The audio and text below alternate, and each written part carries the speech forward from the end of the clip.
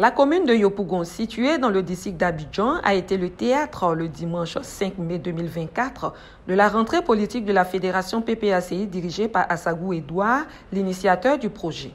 Placé sous la présidence du président exécutif Sébastien Dano-Djedje, a été représenté par le président de l'inspection générale du parti, Dr Issa Malik Coulibaly. Parrainé par Dr Agnès Monet, vice-présidente exécutive en charge du district d'Abidjan.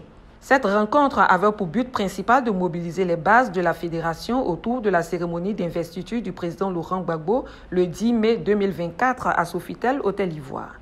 Après les mots de bienvenue du comité d'organisation et les remerciements du fédéral à l'endroit de la direction du parti et les militants qui ont effectué massivement le déplacement, c'est au tour du secrétaire général adjoint Daï Nestor, en charge de Songon et de Yopougon, de saluer la détermination du fédéral et de rassurer les militants. Nous sommes venus ici pour vous dire que les militants de Songon ne sont pas oscillés. Et que les militants de Songon ne sont pas oscillés. Et que le président Laurent Gbagbo est là, il n'est plus à l'exil, il a vaincu la Cour pénale internationale. On nous avait dit qu'il ne peut pas revenir à là. Et désormais, c'est avec lui, c'est avec son nom, c'est avec son image, mais c'est avec tout son parcours que nous allons engager les batailles. Et confiance en vos leaders, en vos directions. Qu'ils vous diront, ce sera le message du Gbagbo. Konaté Navigué, secrétaire général adjoint de Port-Boué et Koumassi, dans son message a décrié le comportement du gouvernement vis-à-vis de la population qui ne sait plus à quel sein se vouer avant d'inviter les militants de Songon à établir leurs documents administratifs afin de porter le président Laurent Gbagbo au pouvoir en 2025, le seul capable de les sortir de cette situation intenable. Pour que l'État tombe, ça dépend de nous et de nous seuls. Notre organisation. Allez faire les papiers. Beaucoup de nos camarades viennent dans les salles et les meetings. Ils n'ont pas de papier pour aller voter. Beaucoup de nos camarades n'ont pas d'extrait de naissance de carte d'identité pour aller voter. Un militant qui n'a pas sa carte d'électeur est un militant inutile. Notre détermination est la seconde chose. Nous ne pouvons pas laisser l'histoire de la Côte d'Ivoire se terminer de la façon.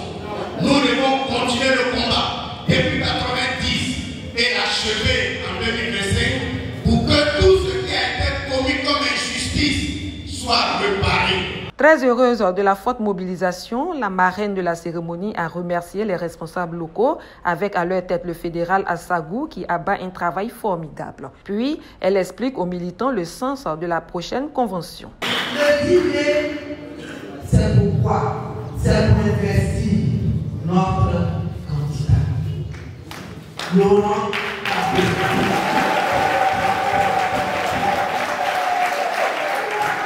Et pourquoi notre candidat, c'est Laurent Gbagbo? Parce que d'abord, le candidat Laurent Gbagbo, qui a été élu en 2000, n'a pas eu d'histoire avec le peuple qu'il a élu. Laurent Gbagbo n'a pas eu de problème avec le peuple de Côte d'Ivoire. Au contraire, il était en parfaite harmonie avec son peuple. Parce qu'il se reconnaît à son peuple et parce que son peuple se reconnaît en lui. Et parce qu'il voulait que ce pays soit véritablement indépendant et que ce que Dieu nous a donné, les richesses, que cela soit partagé au plus grand nombre de ce pays. En commençant par lui, par les planteurs. Parce que lui, il est l'enfant du peuple. Il connaît la souffrance du peuple. Et c'est pour cela qu'il a fait ce programme de la refondation. Et vous étiez heureux. Laurent Gbagbo, c'est le président le plus humain que notre pays ait connu. C'est-à-dire quoi?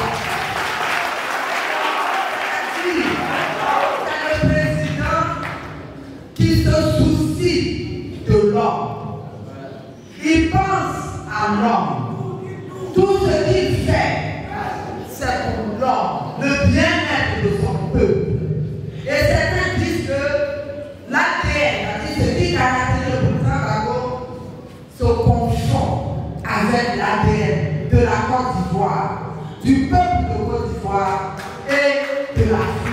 Elle demande aux militants de se mobiliser en grand nombre.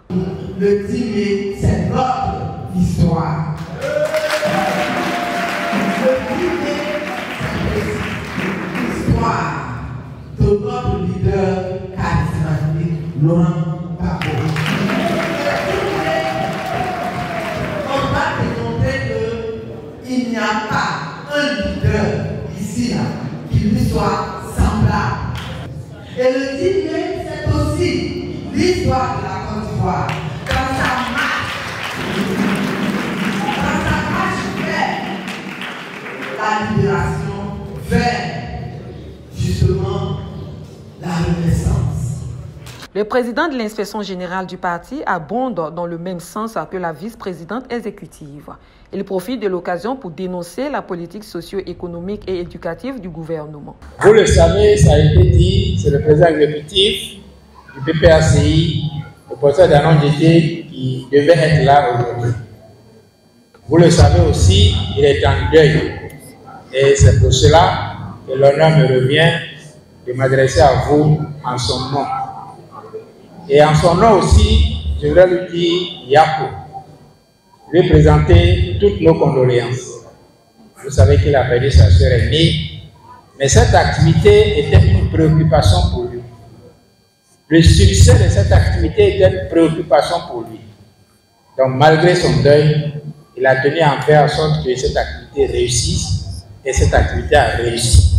La politique, c'est pour que les gens vivent mieux, pour que les gens vivent plus longtemps, pour que les gens mangent mieux, pour que les gens se soignent, pour que les gens soient logés convenablement. Quand vous prenez nos femmes, nos sœurs qui sont enceintes, vous avez un indicateur qu'on appelle le taux de mortalité maternelle et infantile. C'est-à-dire le nombre de femmes qui meurent en donnant naissance à un enfant et le nombre d'enfants qui naissent, qui meurent après leur naissance. Quand vous prenez ces deux éléments-là, quand vous avez une femme enceinte en Côte d'Ivoire, il vaut mieux qu'elle ait accouché au Sénégal, il vaut mieux qu'elle ait accouché au Burkina, il vaut mieux qu'elle ait accouché au Bénin, parce que là-bas, les femmes qui meurent en donnant naissance sont moins nombreuses qu'en Côte d'Ivoire. Les enfants qui meurent quand ils sont nés sont moins nombreux qu'en Côte d'Ivoire. Il faut la demander, parce que moi je ne sais pas. Mais vous devez savoir ça. Parce que quand vous ne savez pas ça, vous pouvez vous laisser embobiner par les routes, les ponts, le goudron. Mais, comme disent les Ivoiriens, on ne mange pas le goudron. C'est-à-dire que même pour manger dans ce pays, c'est impossible. Pourquoi on ne parle pas de ça? Et la dette, vous connaissez. Mais aujourd'hui, en 2024, on a dépassé les 25 000 milliards. On ne sait pas où on va. Et ça là, nous on va rembourser, vous allez rembourser, vos enfants vont rembourser, tous ces jeunes qui sont ici, qui sont encore à l'école, qui n'ont pas encore fini, ils vont rembourser, on ne sait pas jusqu'à quand. Et on nous dit, on peut encore s'endetter, mais jusqu'à quand? Et pour faire quoi? Pour faire quoi si on ne peut pas vivre plus longtemps? Pour faire quoi si on ne peut pas se développer personnellement? Pour faire quoi si nos mères continuent à mourir en donnant naissance à des enfants? Et la cherté de la vie, vous connaissez, on n'en parle même pas, vous le vivez tous les jours. Il y a des pays pas loin de nous qui sont en train de réfléchir pour que la vie devienne moins chère pour les populations. Et chez nous aussi, on croit que c'est impossible. On vous dit c'est la loi de l'offre et de la demande, c'est le prix, c'est la volonté politique. C'est l'amour des gens qu'on est censé servir. Quand tu as cet amour, tu peux trouver des solutions pour que la vie devienne moins chère pour les populations. Selon lui, seul le président Laurent Gbagbo peut sortir la Côte d'Ivoire de cette impasse. Ainsi, invite-t-il les militants à être vigilants. Dans la Côte d'Ivoire, vous l'avez bien dit, ne peut pas rester dans cet état-là. Ce qui se passe dans le domaine de la drogue, tout le monde voit ça, on voit ça partout dans les écoles. C'est pas possible que ce pays reste comme ça. Donc, fondamentalement, c'est la gouvernance de notre pays qui est questionnée. Moi, je suis persuadé, comme vous l'avez dit, qu'en 2025, cette gouvernance va changer. Elle va devenir plus juste. Elle va devenir plus humaine, comme l'est le président Laurent. Elle va se préoccuper plus des hommes, des femmes, des jeunes de ce pays pour régler leurs problèmes. Et c'est ça qu'il avait commencé quand il a été élu en 2000. Et vous voyez que, comme les gens voyaient qu'il allait réussir, tout ce qui est arrivé, on a vu. Et puis aujourd'hui, voici le résultat auquel on est arrivé. Un pays qui recule, un pays qui recule, un pays qui recule, un pays qui est riche. Où on ne peut même pas avoir à manger dans notre propre pays. Il faut essayer une qui vient d'ailleurs. On ne parle pas de la viande, des bœufs, des moutons, tout ça, ça vient d'ailleurs. Pourtant, on peut faire tout ça dans notre pays. L'anacarde ne s'achète pas, le coton ne s'achète pas, le café s'achète mal, le cacao s'achète mal. L'EVA, on n'en parle même pas. Est-ce que ce pays peut rester dans cette gouvernance-là? C'est à nous de décider, hein, si on veut, on peut. Mais vous avez répondu qu'on ne peut pas. Et on ne peut pas, vous avez raison. En disant tout ça, que Gbagbo est candidat, on sait qu'il y a des questions à régler. Les questions électorales, elles sont entières. Ces questions-là seront traitées dès que notre candidat sera investi. Parce que c'est ça le défi qui nous reste à relever. Je voudrais vous remercier de votre patience et vous demander de rester vigilants. Nous sommes un pays dont la gouvernance doit changer pour devenir plus humaine, pour s'occuper du développement humain durable, c'est-à-dire le développement des hommes, des femmes de ce pays. Et ça, c'est Laurent Gbagbo seul qui l'a déjà démontré et qui est capable de nous amener sur cette nouvelle voie-là. C'est pour ça qu'après qu'il soit investi dans 5 jours, il doit être notre candidat et il doit être élu en 2025. Le fédéral de Songon est satisfait de cette rentrée politique. Je voudrais me réjouir de la mobilisation exceptionnelle des militants et militantes PPACI de Songon. Cette mobilisation vient démontrer la vitalité du parti du président Laurent Gbagbo à Songon. Mais elle est intervenue, cette rentrée, au moment où nous avons appris de notre direction la désignation de notre candidat, que la crème de notre parti vient de confirmer.